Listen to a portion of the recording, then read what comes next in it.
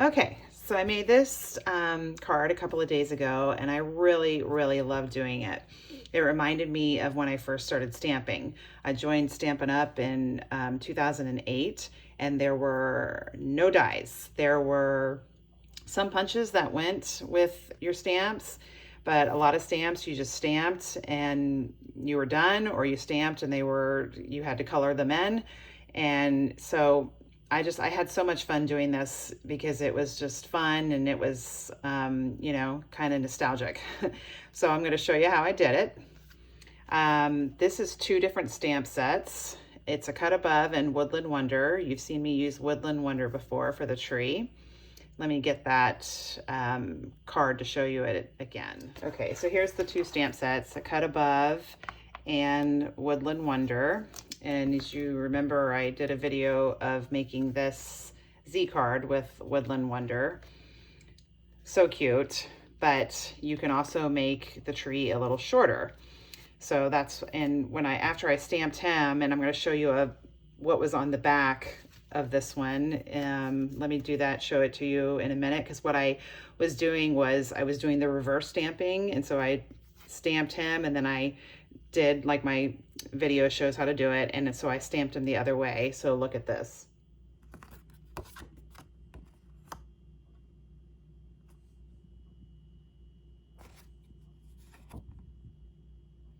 So you can see that when you color them with the blends, they go through. So you could notice that the color that I did for him, the one that was on the back, it completely filled him in on the back too. But I just couldn't think of a card like where it's like a lawn mowing duel or something. So anyway, so I stamped it just individually, and then I was thinking I want to put something else there, and I just thought of Woodland Wonder and making a short little tree there. So I'm just going to show you how I stamped them, and then I'll show you partly how I colored them. Okay, so here we are in the Stamparatus, one of the best tools out there. I just line them up and get them on there. And again, I'm using blends, so you have to use Memento ink.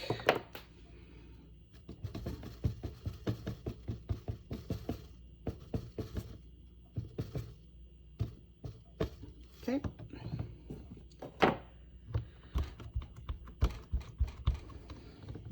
Oh, look at that. See, I didn't get his head in there, but that's what's so great about the Stamparatus is you just put it back down, boop, now he's perfect. Okay.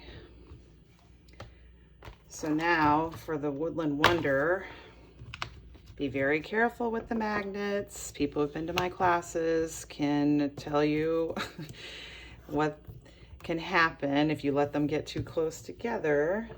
The Woodland Wonder is a photopolymer, so we're going to put this down. Just line it up the way I had before.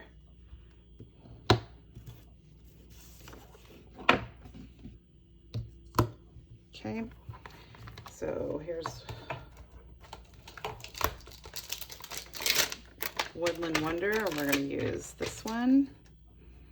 So I just sort of line it up to be level with that. And once again, the photopolymer really likes to stick to your paper when it doesn't have ink on it.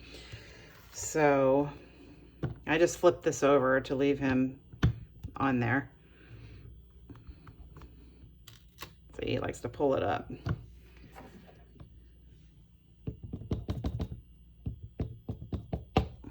Okay. Here, I'm going to take this off just so I can push down on it. Okay. And then take this off too. Now we're going to do the top of the tree. And again, on this one, we did the middle one and linked it all up so it could be that tall. This one, I just want it to be, oh, I had it right. Just line it up. If you hear that screaming, that's some kids out on my street having fun. Sometimes you'll get my dog barking too. Okay, so ink this up. Got a little bird in there, all the leaves. Okay, and then boop. And you're gonna see some of the ink is gonna get on that. It's very, very easy to clean up. Okay, so let me clean up, then I'm gonna show you what I did down here, just another little thing. Okay, so I just wanted to show you, it gets that ink on there, just wipe it off, ink on there, wipe it off, all clean. Okay, so you can see there's a break in the grass here, so I used this. Let me grab a block.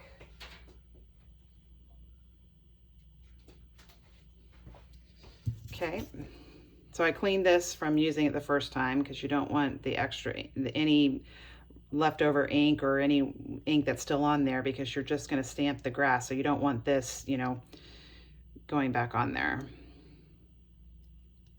Okay, so I just take it like this, and I just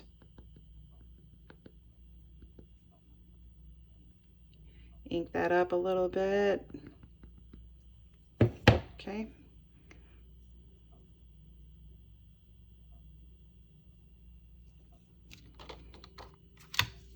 Okay, so we do that. Now, I colored most of this with blends. The only thing I didn't color with blends is his hat. I wanted it to be a bright blue, and if you know me at all, you may understand why. Because my husband Joe, when he mows, which he doesn't really mow anymore because now all three of our sons are teenagers, so guess who gets to mow? But he wears a Lightning hat. We're huge Tampa Bay Lightning fans, and so I wanted it to look like a Lightning hat. So like I said, the rest, except for his hat, is all done with blends. So I'm going to show you what I did to his hat. The sun is also in the cut above, and so I just stamped that up there and also use blends to color that. So I'm going to show you how I colored his hat, and then I'm going to show you a little bit about this part too. Okay? Okay, these are blender pens, which are really, really great. And this is Pacific Point. The blends do not come in Pacific Point, and that was a good color for the hat. So I'm going to show you, I'm going to move this so I don't get it dirty. You take the blend, and usually if you want to get, you could do it right on the thing, but then it's a lot darker, and I wanted it to be a little lighter. What you do to get ink inside your lid layer like that is you just squeeze it. See, and then there it is. So what I do is I just sort of go like this so it's not real dark. And I just start coloring it in like that. Okay, so you get it like that. And then the rest I did with blends, and I am gonna have a video soon, I promise, on how to color with blends. Listen, I am not a great artist. I'm not a great color with blends. You will see some videos of people who use that, and it is really some of the most unbelievable coloring you've ever seen. I am not that, but I will tell you that even if you don't think you're a great colorer, because I'm not, I have terrible handwriting, I can't draw anything. I mean, that's, you know, that's who I am. But with blends, it's easy. It's easy to use them, to make them look good. They're not hard to use, and they're just one of my favorite things in the catalog, because they really make it easy to color stuff in, and you can change it because you can combine colors, you can, you know, use the color lifter, you can do so many things to change it. It's just such a great thing.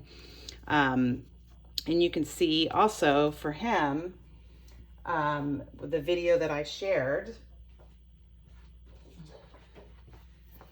for this Stampin' Blends for Skin Colors, that's what I used for him, and I used ivory.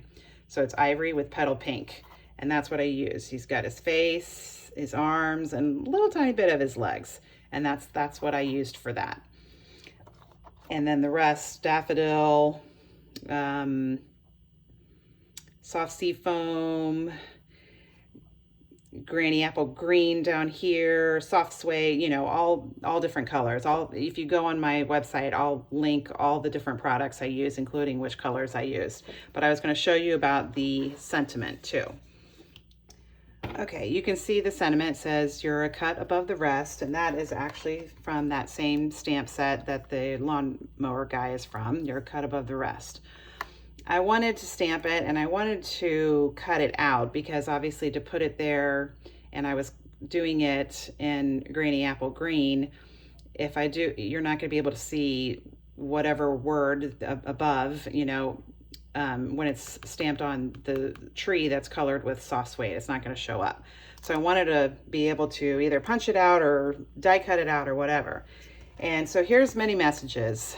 Inside my many messages, I keep this. And this is how this die cuts out all these.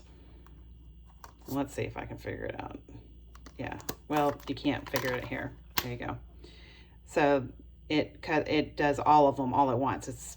It's one of my favorites. But I have used this die on several other things. So basically what I did was I took this and I looked at this right here and I just started spacing, you know, like which one could fit in there, and it's this one.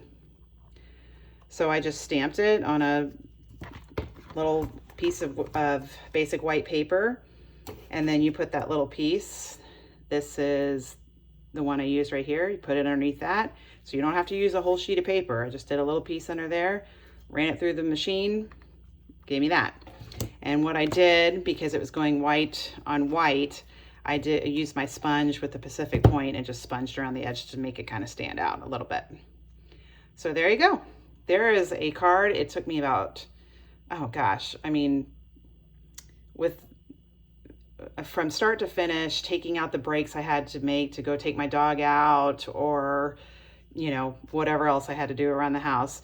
From start to finish, I would say it took me 10 minutes. So, and this is just a cute card, and they've got several stamps that don't have matching dies or punches.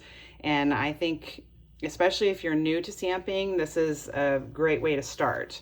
You know, I tell you what my favorite, you know, tools we have are, and the Stamparatus, I think everybody should own that because you can do so many things. So anyway, so like I said, on my website, you'll see a link to all the products I use, including each stamp and blend that I used. And that's how you make this card. And again, you know, a lot of times when people look at stamp sets and stuff, they think, well, I got to use those all together. Nope.